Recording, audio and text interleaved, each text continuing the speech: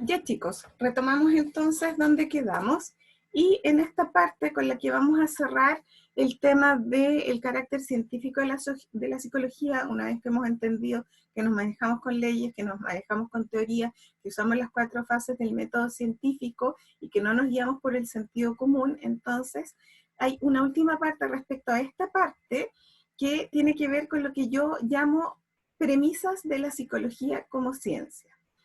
Y yo se lo envié al aula virtual y voy a tratar de compartirlo aquí con ustedes. Ya es lo mismo que van a ver en su aula virtual. No sé si lo tienen a la vista. Sí, está a la vista. Sí. Ya, Sí, perfecto. se ve. Ese mismo documento que resume lo que acabamos de ver ahora termina con 2 diapos que son las premisas de la psicología como ciencia. ¿Ya? Las voy a leer de carrerita porque lo que vamos a hacer es que cuando termine la clase ustedes van a hacer un trabajo de aplicación que lo tienen que entregar para la próxima clase y que está basado, en exclusivamente en estas 8 premisas de la psicología como ciencia. ¿Ya? Yo digo y afirmo a la luz de lo que he podido recopilar que la psicología es una ciencia porque cumple al menos 8 premisas. La primera premisa dice que se fundamenta en hechos. ¿Qué significa esto? Tal como ahí está subrayado, no hacemos especulaciones, sino que hacemos un estudio sistemático y ofrecemos prueba de lo que decimos. Ahora, frente a un caso de estudio dentro de la psicología, puede ser una persona individual, una institución, un curso de colegio, un alumno en particular, frente a un caso, nosotros nos vamos a encontrar que cuando hagamos la indagación, vamos a encontrar una serie de hechos. Hecho es aquello que todo el mundo ve y es algo que no se puede negar que ocurrió. Y lo que vamos a buscar en el caso de estudio, que yo les voy a leer, que yo les voy a presentar después, lo que vamos a buscar es cuál es el hecho fundante que da origen a nuestra intervención. Porque hechos van a encontrar muchos. De hecho, prácticamente todo va a ser un hecho. Pero vamos a tratar de buscar el hecho fundante que origina nuestra intervención. Si es un caso para intervenir como psicólogos. Por lo tanto, tenemos que ver cuál es el hecho que desencadena todo. Y que sin ese hecho, nosotros probablemente no estaríamos interviniendo. ¿Ya? Ojo que cuando hablamos de hechos, no hablamos de conductas, porque las conductas las vamos a decir en la premisa 5. Por lo tanto, ahí yo hago una distinción. La segunda premisa dice que la psicología es ciencia porque utiliza la formulación inicial y continua de hipótesis. ¿Qué significa esto? Nosotros ya sabemos que la hipótesis es parte de los 4 pasos del método científico y la gran salvedad es que nosotros partimos planteando hipótesis, a medio camino formulamos nuevas hipótesis y finalmente terminamos también planteando hipótesis. ¿Qué significa esto? Que siempre nos estamos preguntando posibles explicaciones, siempre estamos haciendo supuestos, pero basados en la evidencia. Algunas de estas hipótesis se van a descartar y las dejo de lado porque no tengo evidencia que las sustente, y otras hipótesis sí las voy a ir comprobando, y con esas hipótesis yo me voy a quedar. De manera que un psicólogo no tiene la pretensión de que siempre su hipótesis se cumpla. Y uno, desde que entra en contacto con una persona que le consulta, desde ya empieza a articular hipótesis al tiro. Por último, basado en la edad del sujeto que nos consulta. Por último, basado en la actividad del sujeto. Uno ya empieza a elucubrar una serie de hipótesis y algunas de esas las va a comprobar. Por lo tanto, en el texto vamos a buscar en qué momento del caso hay alguna hipótesis y vamos a poder señalar si esas hipótesis se comprobaron o esas hipótesis no se comprobaron. ¿Ya? La tercera premisa dice que la psicología está libre de prejuicios emocionales subjetivos. Eso significa que tenemos que hacer todo lo posible, pese a que somos personas y tenemos subjetividad obvia, tenemos que hacer todo lo posible frente a un caso o frente a una consulta de utilizar la objetividad. Eso significa que vamos a buscar evidencias de las cosas, Eso significa que no nos vamos a guiar por prejuicios. Y por lo tanto, yo no me voy a impresionar solo por aquello que inicialmente me llega como información. Porque si yo me oriento solo por la información inicial, esa información inicial puede ser simplemente una opinión de un tercero y capaz que no tenga sustento. Por lo tanto, frente a esa observación inicial o a ese planteamiento inicial que a mí me hacen, yo tengo que tratar de mantener la actitud lo más objetiva posible para ir a buscar evidencia de toda la situación. ¿Se entiende más o menos lo que estoy diciendo? Sí. Es importante que hagan las preguntas ahora porque en el caso de aplicación van a tener que usarlas. Ya, vamos con la premisa 4. Dice que hasta donde es posible empleamos la medición objetiva y tendemos a aplicar métodos cuantitativos en el tratamiento de los fenómenos. Eso significa que si hemos tratado de hacer un trabajo lo más parecido a las ciencias exactas, que son las más validadas en la sociedad científica, entonces nosotros tenemos que hacer lo posible por medir. Y hay formas básicas de medición, como por ejemplo, llevar un registro de las cosas. Porque si yo llevo registro, ese registro después lo puedo llevar a una fórmula matemática, o lo puedo llevar a una fórmula estadística, o a una medida estadística. Y ustedes saben que las matemáticas son bastante exactas, por lo tanto, si yo presento datos matemáticos confiables, lo más probable es que esté lo más cercano a un trabajo lo más parecido a la ciencia. Entonces, no todo se puede medir, pero a lo menos nosotros podemos llevar registro de las cosas. Y ustedes cuando vayan avanzando en la carrera van a tener metodología cualitativa y cuantitativa. Y en la metodología cuantitativa se van a dar cuenta de las herramientas que nosotros tenemos disponibles para poder medir de manera lo más objetiva en relación al problema de investigación. ¿Ya? Entonces, buscar en el caso si es que aparece algún esfuerzo de medición o de tratamiento cuantitativo de los hechos. En la quinta premisa, esta es bastante básica y dice, la psicología tiene un objeto de estudio propio, que es, en nuestro caso ya sabemos, dada la historia que revisamos la clase anterior, es la conducta. Nosotros trabajamos con ese objeto de estudio, eso ya lo sabemos. Lo que les voy a pedir en el caso es que ustedes determinen cuáles son las conductas bajo estudio que ahí se mencionan. Por lo tanto, a mí no me sirve algo que esté solo en los titulares, sino que la conducta tiene que ser bien operativizada. Por ejemplo, yo no puedo decir la conducta es portarse bien, porque portarse bien es el titular y yo tengo que operativizarlo. ¿Qué significa? ¿A qué le llamo portarse bien? Para un niño puede ser hacer las tareas. Para otra persona puede ser obedecerle los mandados a los padres. Para otra persona puede ser estar en silencio en su puesto.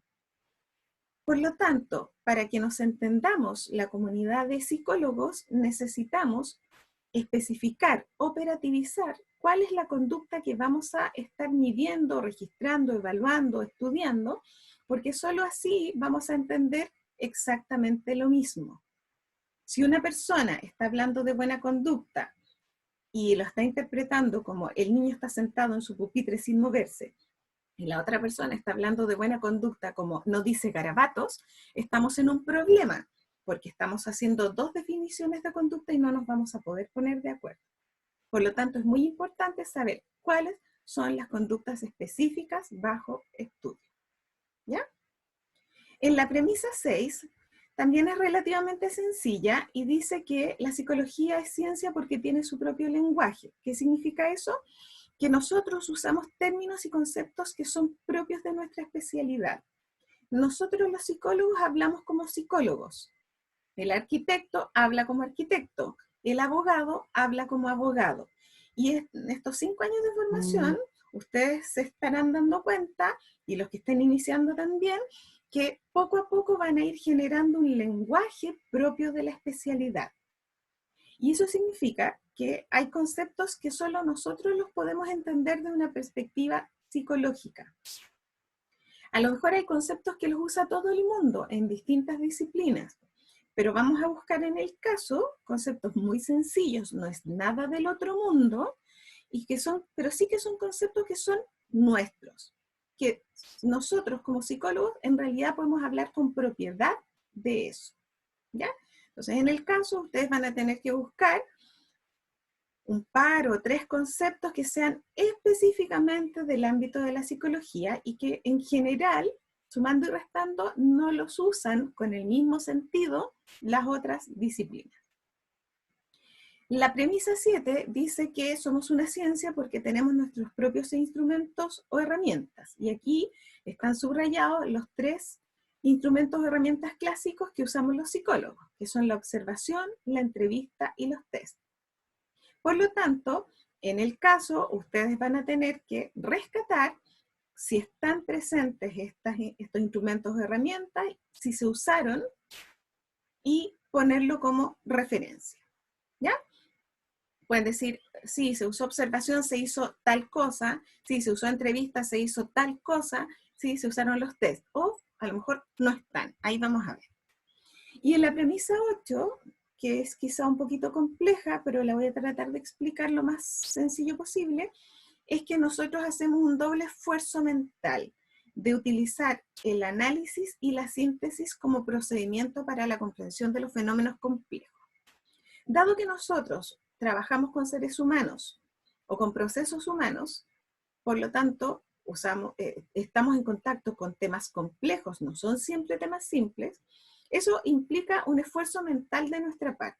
Y eso significa que una realidad muy compleja, yo la divido en partes para analizarla. Veo una realidad y digo, veo un tema, un problema, y digo, debería yo analizar primero esto, también puedo analizar esto, o esto, o esto.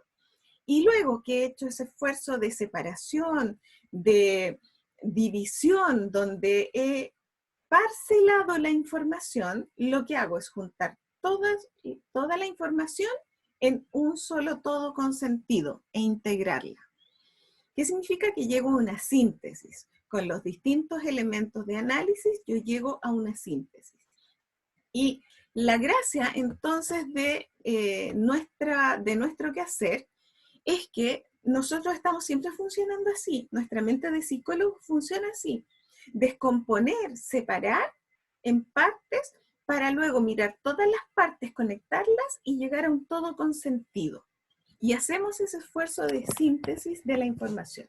Entonces, en el caso, ustedes van a tener que ver si realmente se ha usado este camino de separar la información en partes para luego integrarla en un todo con sentido o con significado. ¿Ya? Dicho eso, entonces, no sé si hay dudas sobre las 8 premisas. Hable ahora o calle para siempre. Profe, yo, una consulta. Diga.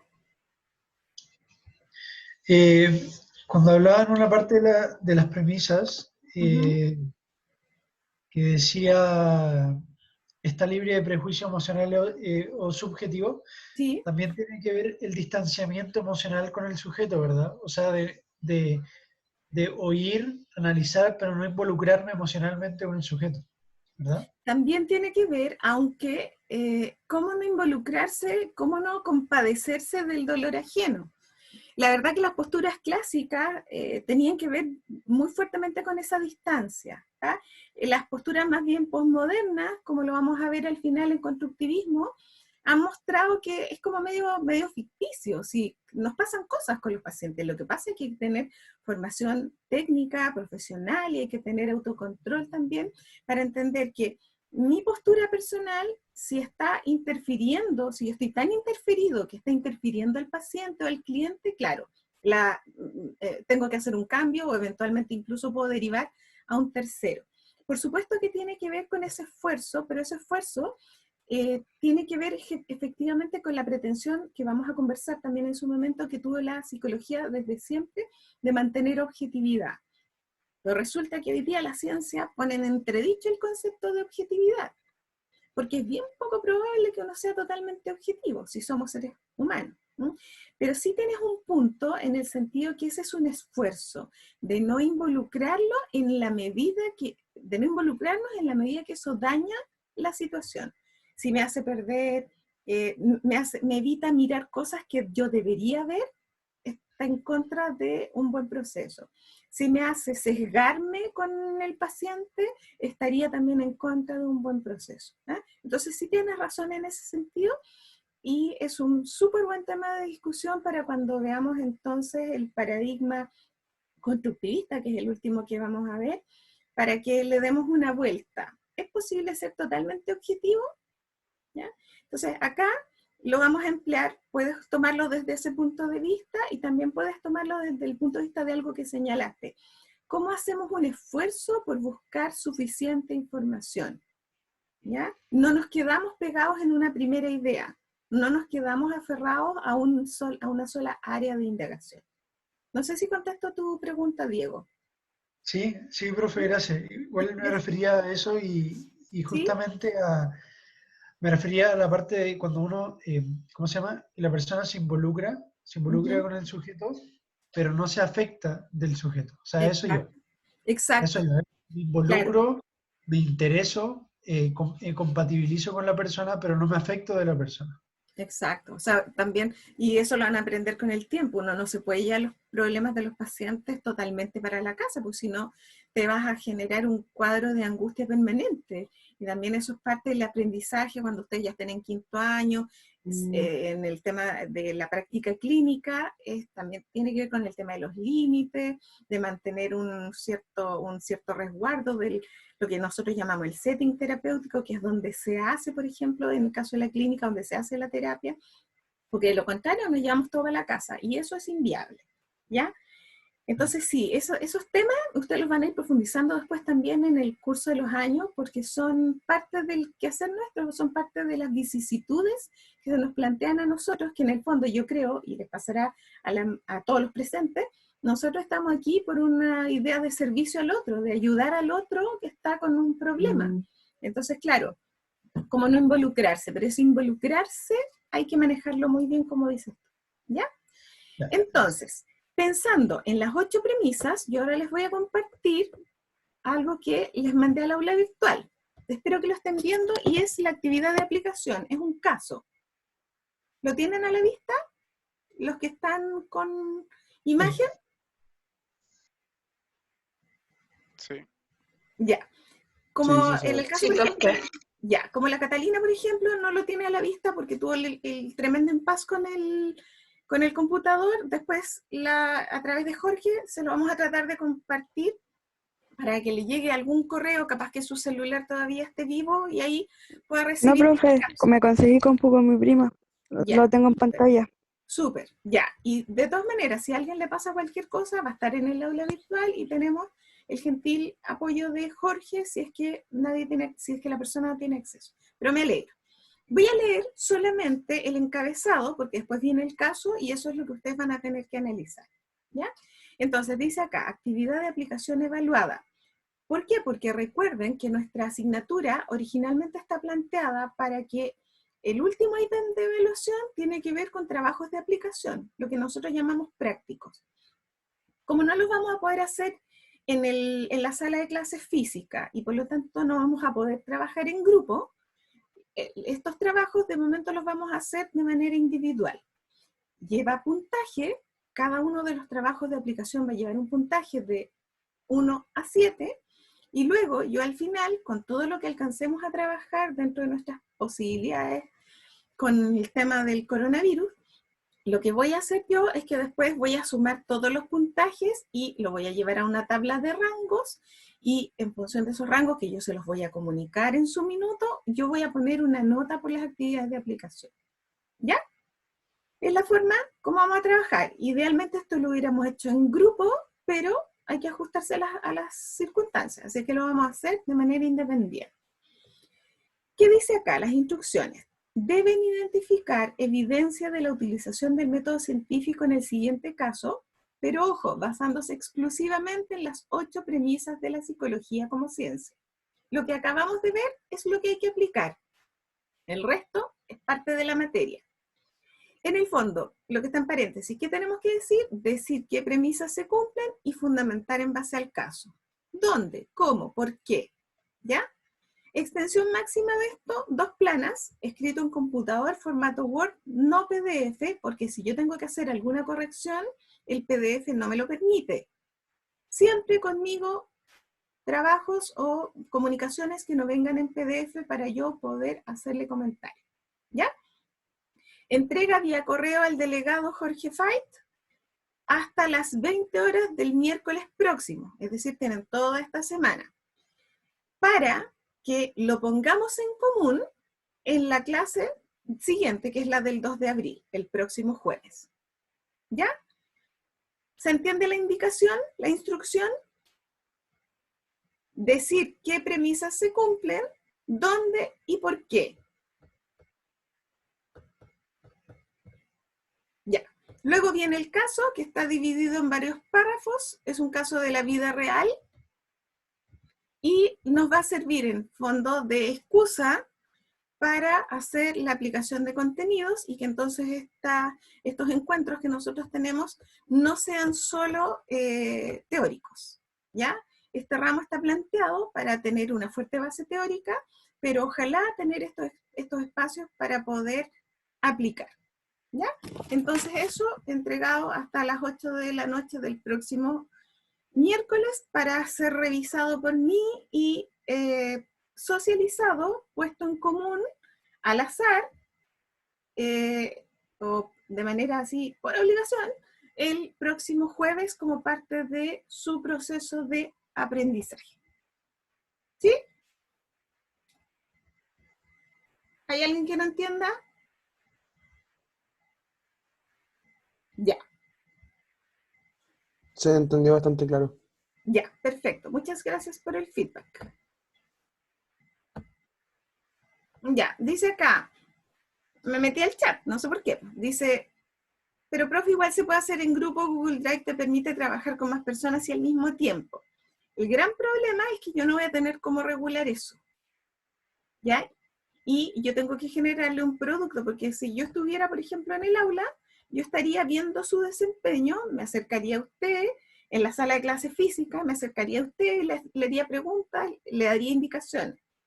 Y entonces tengo más fácil, aunque es más trabajo para mí, porque es más fácil corregir un grupo, es más fácil para mí tener la evidencia de que cada uno se comprometió con este trabajo, hizo un esfuerzo.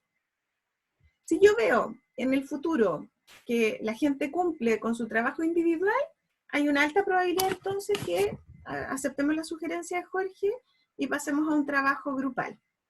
Pero de momento quiero ver también cuál es el compromiso que cada uno tiene con la asignatura. ¿Sí? Entonces, de momento, por esta vez, trabajo individual. Si usted cumple, se compromete, es altamente probable que yo le dé entonces la autorización para trabajo grupal. Ya. Terminada esta parte, entonces, hemos finalizado el primer recorrido del primer tema del programa y del sílabus. Y vamos a entrar entonces ahora a un tema que lo que va a hacer es prepararnos para estar en condiciones de acceder a conocer cada uno de los modelos de la psicología que están planteados en el sílabus, que son los clásicos. Antes de entrar a entender, porque este ramo se llama teorías psicológicas, ¿qué quiere decir? Que nosotros vamos a revisar cuáles son las grandes teorías, los grandes modelos históricos de la psicología. Antes de hacer eso, yo necesito pasar por 2 temas previos, que son contextualización para hacer lo que viene después de esto, ¿ya? Y eso significa que tenemos que pasearnos por 2 conceptos que son un poquito abstractos, pero que los vamos a tratar de digerir, y que tienen que ver con el concepto de paradigma y con el concepto de epistemología.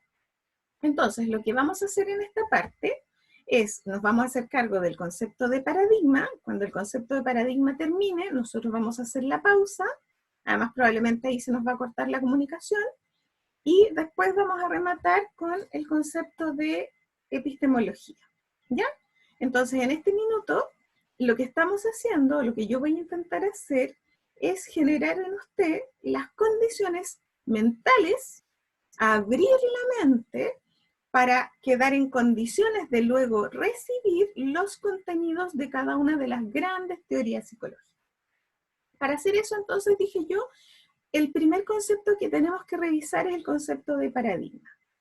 Y el concepto de paradigma fue trabajado por un autor, digamos el autor más connotado, que es Thomas Kuhn, K-U-H-N. Después usted va a tener esto por escrito, ¿ya? Por lo menos lo medular.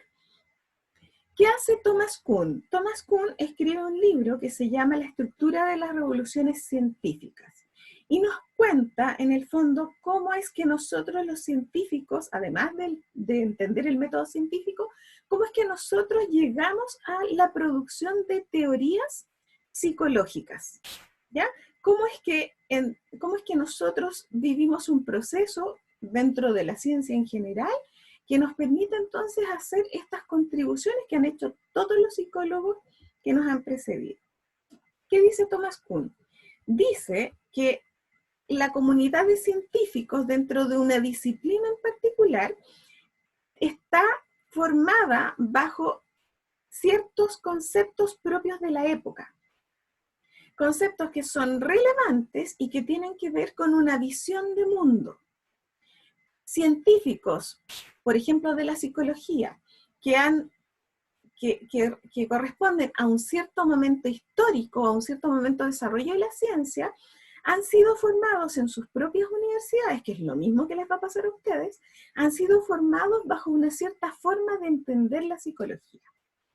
Y lo que sucede entonces es que en la medida que somos socializados en ciertos conceptos, vamos creyendo en esos conceptos y empezamos a tener acuerdo en esos conceptos. Y Thomas Kuhn dice que hay momentos en el desarrollo de la ciencia donde estamos en acuerdo, pero también dice que hay otros momentos en que ese acuerdo teórico se rompe. Nos quedan 10 minutos en esta fase, después acuérdense, después de pasado un ratito, yo me vuelvo a conectar. ¿Qué nos dice Kuhn entonces? La ciencia es un ciclo, y cuando hay acuerdo conceptual entre los científicos de esa especialidad, estamos en un periodo de ciencia normal. Y la teoría que han generado esos científicos explica y resuelve los problemas de la disciplina. Por lo tanto, tenemos un paradigma que da respuesta a las preguntas. Pero hay otros momentos en que ese acuerdo ya no es sustentable, porque hay momentos en que nuestra ciencia no es capaz de dar explicaciones a los nuevos problemas que van surgiendo. Y cuando eso ocurre, sucede un verdadero terremoto en la ciencia, que es lo que él denomina revolución científica. Entonces, un paradigma lo define Kuhn como una estructura conceptual de creencias, metodologías y teorías entrelazadas que abre el campo de visión de una comunidad científica, o sea, nos muestra lo que hay que hacer. Y forma nuestra concepción de mundo y nos constituye como tales. ¿Qué significa esto? Que entre todos los científicos de una misma profesión o de una misma área de estudio, vamos generando conceptos, y en la medida que tenemos acuerdo en esos conceptos, tenemos claro el camino que seguir. Así se hacen las cosas en psicología. La psicología se plantea este tipo de preguntas. La psicología actúa más o menos así. Hay acuerdo, y entonces funciona la ciencia más o menos ordenadita, y damos respuesta a los problemas de la gente que nos consulta. Eso es un periodo de ciencia normal. Pero como la vida es cíclica, la ciencia también es cíclica. Y esos periodos de ciencia normal, donde está el paradigma, esta serie de conceptos aprobados por consenso, esa serie de conceptos deja de ser suficiente, entonces se rompe la normalidad y entonces viene el fracaso del paradigma que habíamos logrado para explicar los fenómenos que nos interesa explicar, y entonces el paradigma va a ser reemplazado producto de una revolución científica. Revoluciones científicas han ocurrido algunas bien relevantes en la vida, en la historia de la humanidad. Y el caso típico que ustedes van a ver en cualquier manual que hable de revolución científica es el paso de la cosmovisión geocéntrica a la cosmovisión heliocéntrica. ¿Qué significa eso? La creencia de que todo gira en torno a la Tierra versus la creencia de que todo gira en torno al Sol. Históricamente se creía que todo giraba en torno a la Tierra, que la Tierra era el centro, por eso es una visión geocéntrica, geo, Tierra, el centro es la Tierra. Pero luego sucedió que Copérnico brillantemente dedujo que eso no era posible y que era al revés, y que todo gira en torno al Sol. Por lo tanto, la concepción heliocéntrica, helio, Sol, significa entonces que cambio totalmente mi visión. Eso es una revolución científica. O como en el caso de Colón, que pensaba que la Tierra era plana y que simplemente la gente pensaba que iban a venir en los barquitos y a llegar un momento y ¡pum!, se iba a caer. Y se da cuenta que la Tierra es más bien redonda o media ovoide. Entonces, ¿sí? Y lo que acaba de mencionar igual es cuático lo de los paradigmas, porque el paradigma es algo que, si bien es cierto puede ser objetivo, se vuelve súper subjetivo a medida que los conocimientos cambian. Y eso de la Tierra plana, o sea, ahora actualmente hay gente que está intentando probar que la Tierra es plana de nuevo. O sea, hay gente que simplemente el paradigma es inestable, porque a pesar de los conocimientos hay gente que nunca va a apoyar 100% un hecho. O sea, nos ha cambiado tanto que antes pensamos que la Luna era algo inalcanzable y resulta que hoy se llega a la Luna. Y ahora estamos pensando que había vida solamente en la Tierra y parece que tenemos que apuntar a Marte. Y antes ni pensar a lo mejor en los ovnis y capaz que existan y no estemos solos. Entonces, tal como dices tú, es un poco inestable. Pero las ciencias exactas han logrado mucha más estabilidad. A diferencia nuestra, y es otro concepto que plantea Kuhn, divide las ciencias en ciencias exactas y ciencias no exactas. ¿Y dónde estamos nosotros ubicados? En las ciencias no exactas. Porque las ciencias exactas son las que cada cierto tiempo logran un gran paradigma explicativo. Y las ciencias no exactas, como la nuestra, que es una ciencia social, por trabajar con personas es altamente improbable que llegue a un paradigma único, a un paradigma que dé respuesta a todo por una gran cantidad de tiempo. Entonces, si ya para algunos científicos esto se ha vuelto inestable, para nosotros, dentro de una ciencia que Kuhn la define como no exacta, mayor inestabilidad. ¿Ya? Y bueno, también acuérdense lo que yo les señalaba en la primera sesión. Para nosotros la actitud de la pregunta y de la búsqueda y de la indagación es permanente. Hubiera sido muy cómodo quedarnos con el objeto de estudio uno, que era el alma, y no hacernos más problemas. Pero parece que los psicólogos, como otras disciplinas, tenemos una necesidad constante de entender el mundo y a las personas. Entonces no nos podemos conformar con las explicaciones. Y eso, además, nos ha acompañado en un tipo de ciencia que, como tú la defines, es bastante inestable. Entonces, sí, las ciencias exactas han tenido la suerte de por largo tiempo dar con grandes verdades. Hasta el día de hoy, 2 más 2 son 4, 3 más 3 son 6. Es más fácil, entre comillas. Me va a matar un matemático, pero se ve más fácil. Pero estudiar las personas que ya cambian todos los días, que están expuestas a múltiples influencias distintas, es muy difícil obtener conclusiones que sean absolutamente ciertas y que nos podamos quedar en la complacencia de que eso es así. Entonces, volviendo al tema de Kuhn, y gracias por tu aporte, lo que ocurre entonces es que cuando viene una revolución científica, echa por tierra el paradigma imperante, se termina el consenso entre la comunidad científica, y esto no es porque sí, no es porque dificultad en explicar un solo detallito y entonces me cambio de paradigma, sino que lo que dice Kuhn es que hay una cierta seducción de la comunidad científica, una necesidad muy sentida, muy profunda de encontrar respuestas distintas. Y cuando eso ocurre, estamos también frente a un concepto muy relevante, que es el concepto de anomalía. Y una anomalía en ciencia es cuando se da una situación que el paradigma imperante no puede explicar. Entonces, si nos encontramos frente a una anomalía, queda el terreno sembrado para que venga una revolución científica. Y entonces vamos a definir con Kuhn la revolución científica como aquellos episodios de desarrollo no acumulativo, o sea, cuando no estamos en ciencia normal que es progresiva, y el paradigma entonces es reemplazado completamente, o al menos en parte, por un paradigma nuevo que dé respuesta. ¿Ya? Entonces, miren qué interesante lo que nos dice Kuhn. Esto ha sido cíclico. Y más cíclico probablemente en nuestra ciencia, que es una ciencia no exacta. ¿Ya? De hecho, lo que dice Kuhn, nos queda 1 minuto y medio para cerrar esta idea, lo que dice Kuhn es que nosotros somos una ciencia inexacta o incluso preparadigmática, o sea, no hemos llegado a un paradigma en común.